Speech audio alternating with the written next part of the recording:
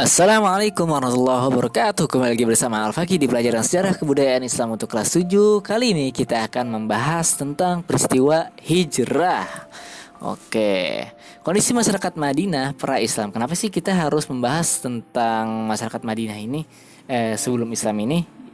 Ya karena sangat-sangat berkaitan antara peristiwa hijrah Nabi Muhammad dengan kondisi masyarakat Madinah pada saat itu. Nah, kenapa sih penyebab Rasulullah itu hijrahnya itu ke Madinah? Nah, di sini kita bahas. Yang pertama, Yasrib atau Madinah itu terletak di jalur perdagangan yang strategis, yaitu berada pada jalur perdagangan yang menghubungkan Yaman di selatan dan Syria di utara. Jadi itu di sini intinya Madinah itu strategis deh buat perdagangan. Yang kedua, Yasrib atau Madinah merupakan tempat yang subur. Yang ketiga, agama yang dianut oleh masyarakat Madinah sebelum Islam adalah Yahudi dan Nasrani. Nah, di kalangan orang-orang yang menganut agama Yahudi ini ada dari Bani Kainuqa, Bani Nadir, Bani Ghatafan, Bani Quraidah. Sedangkan yang menganut Nasrani itu hanya sebagian masyarakat Madinah dari kalangan Bani Najran. Terus kelompok masyarakat di Madinah itu ada dua nih, ada masyarakat Yahudi dan juga ada masyarakat Arab. Nah, masyarakat Yahudi ini terdiri dari beragam suku, ada yang kecil maupun besar. Ada dari Bani Mahmar, Bani Za'ura, Bani Saziliyah, Bani Auf, Bani Sa'lab, Bani Krima, Bani Bahdal, dan Bani Jisham. Sedangkan di masyarakat Arab itu terdiri dari beragam kelompok. Yang paling besar itu ada Bani Aus dan Khazraj. Yang lain juga banyak sebenarnya. Oke, penyebab Nabi Muhammad SAW hijrah ke Madinah ini apa sih? Nah, jadi pada tahun 621 Masehi atau tahun ke-12 kenabian, Rasulullah SAW bertemu dengan 12 orang rombongan haji yang berasal dari Madinah.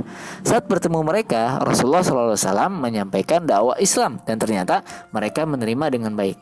Mereka menyatakan diri masuk Islam langsung di hadapan Rasulullah SAW. Mereka juga melakukan bayat di Bukit Aqabah. Bayat tersebut disebut dengan perjanjian Aqabah. Nah, di sini paham ya, 12 orang ini yang dari Madinah ketika haji ke Mekah.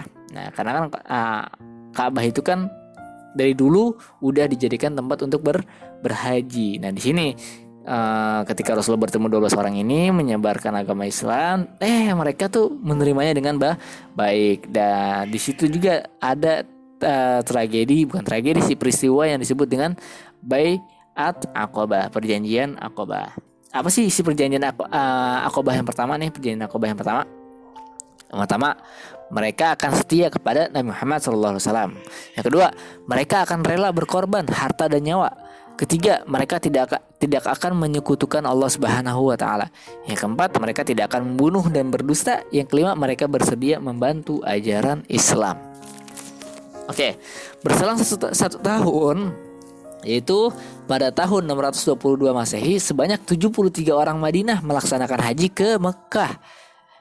Di Mekah, mereka juga menemui Rasulullah SAW untuk memberikan berita bahwa masyarakat Madinah meminta beliau berdakwah tentang Islam di sana.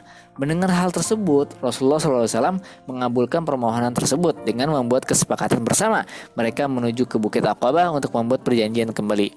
Peristiwa inilah yang disebut dengan perjanjian Aqabah kedua. Isi dari perjanjian itu, pertama, masyarakat Madinah bersedia melindungi Nabi Muhammad SAW. Kedua, masyarakat Madinah bersedia ikut berjuang membela agama Islam baik dengan harta maupun nyawa. Yang ketiga, masyarakat Madinah berperan aktif memajukan agama Islam dan menyebarkannya kepada sanak saudara. Yang keempat, masyarakat Madinah siap menerima resiko dan tantangan apapun. Oke, di sini tuh jadi ketahuan ya, jadi cikal bakal kenapa sih Rasulullah itu hijrahnya tuh ke Madinah gitu. Karena di Madinah itu orang-orang itu mendukung penuh dakwah Rasulullah SAW. Oke, melihat kondisi umat Islam di Mekah yang makin terdesak gitu, Rasulullah SAW memutuskan untuk berhijrah ke Madinah karena di situ tuh udah makin parah kondisinya. Umat Islam makin terdesak, makin ditekan, nggak sedikit tuh yang disiksa gitu kan. Akhirnya Rasulullah itu mengambil keputusan untuk berhijrah ke kota Madinah. Keputusan Rasulullah SAW memilih Madinah sebagai tujuan hijrah tidak lepas dari adanya peristiwa perjanjian Aqabah. Dengan disepakatinya perjanjian tersebut, berarti dakwah beliau sudah bisa diterima oleh sebagian masyarakat Madinah dengan tangan terbuka. Selain itu, umat Islam akan mendapatkan perlindungan yang baik di sana. Oke, lanjut. Beberapa alasan Rasulullah SAW memilih Madinah sebagai tempat hijrah. Yang pertama, masyarakat Madinah memiliki sikap yang ramah. Yang kedua, Rasulullah SAW memiliki hubungan kerabat dengan salah satu suku di Madinah, yaitu suku Khazraj. Yang ketiga, letak Madinah sangat strategis untuk pengembangan Islam karena jalurnya jalur perdagangan, jadi aksesnya tuh banyak. Yang keempat, masyarakat Yasrib memiliki pengalaman berperang. Kelima, penduduk Madinah meminta langsung kepada Rasulullah SAW untuk mengajarkan agama Islam. Oke, sekarang proses hijrahnya tuh kayak gimana sih? Nah, di sini tuh udah nggak ada slide, jadi kalian dengerin aja. Ya, hitung-hitung kayak dengerin podcast gitu deh.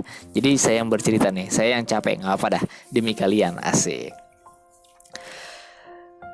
Proses hijrah Nabi Muhammad SAW dan sahabat ke Madinah.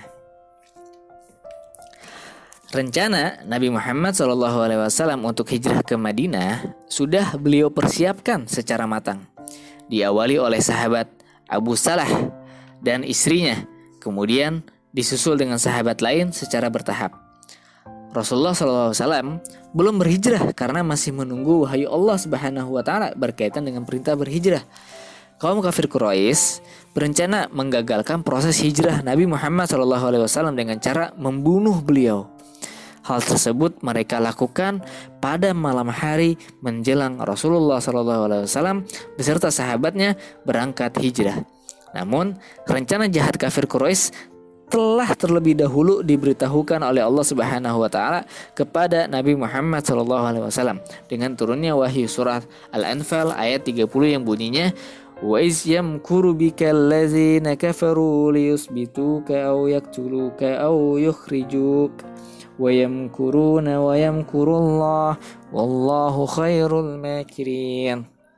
Dan ingatlah ketika orang-orang kafir Quraisy memikirkan tipu daya terhadapmu Muhammad untuk menangkap dan memenjarakanmu atau membunuhmu atau mengusirmu. Mereka membuat tipu daya dan Allah menggagalkan tipu daya itu.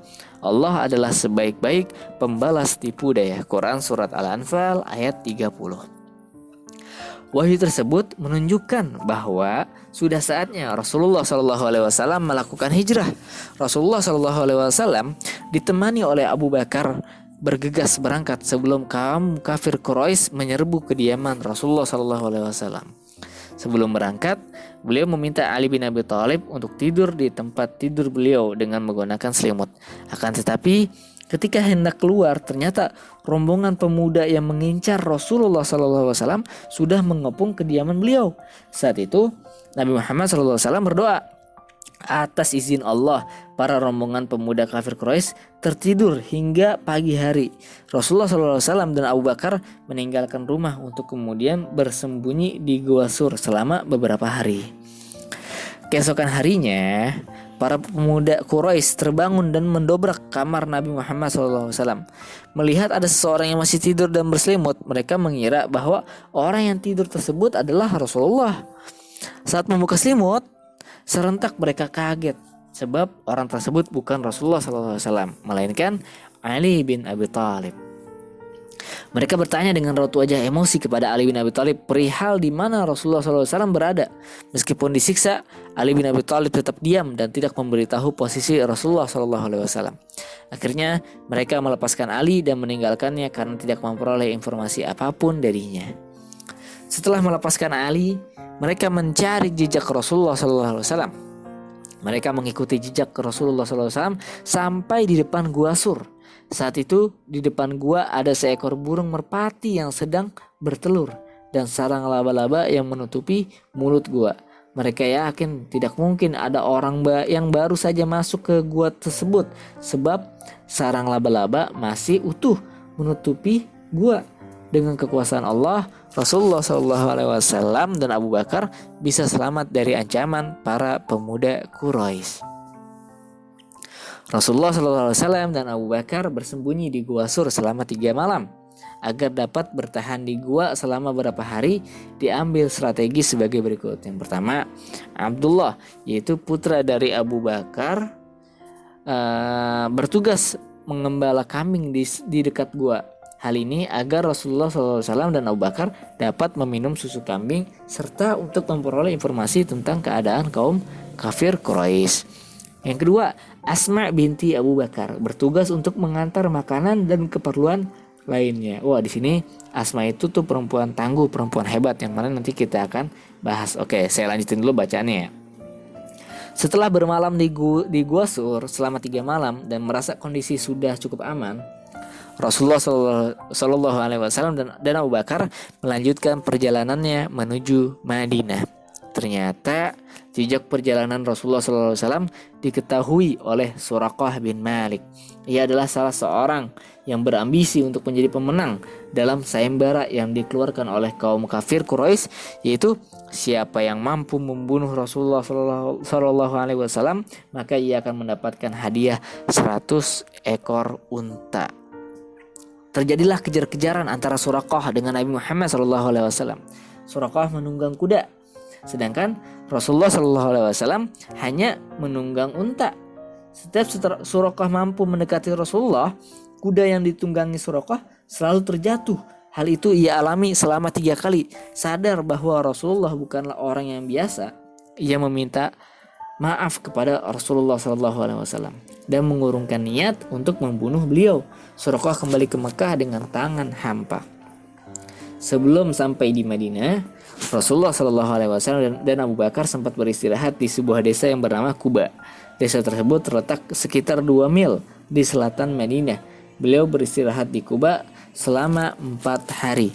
Dalam waktu yang singkat, beliau mendirikan sebuah masjid untuk pertama kalinya dalam ajaran Islam. Dalam sejarah Islam maksudnya. Saat ini masjid itu dikenal dengan nama Masjid Kuba. Di Masjid Kuba pula khutbah dan sholat Jumat dilaksanakan untuk pertama kali. Setelah menempuh perjalanan yang sangat panjang, akhirnya Rasulullah SAW dan Abu Bakar tiba di Madinah pada tanggal 24 September 622 Masehi atau 12 Rabiul Awal. Melihat Rasulullah SAW sampai di Madinah dengan selamat, masyarakat merasa sangat senang sebab orang yang mereka nanti telah tiba. Masyarakat Madinah menyambut Rasulullah dengan diiringi lagu berikut, yaitu apa yang sering kita baca nih ketika Maulid. Tala'al badru alaina min saniyatil wada' wajaba syukru alaina mada'a lillahi da ayyuhal mab'usu fina ji'ta bil amril muta'. Nah, makanya begitu sampai seterusnya. Yang mana beberapa artinya itu adalah telah muncul bulan purnama dari celah-celah Bukit Wada. Kita wajib bersyukur kepada apa yang diseru oleh pembawa seruan ke jalan Allah. Wahai orang-orang yang diutus oleh kepada kami, engkau telah membawa perintah yang harus ditaati. Oke, itu artinya.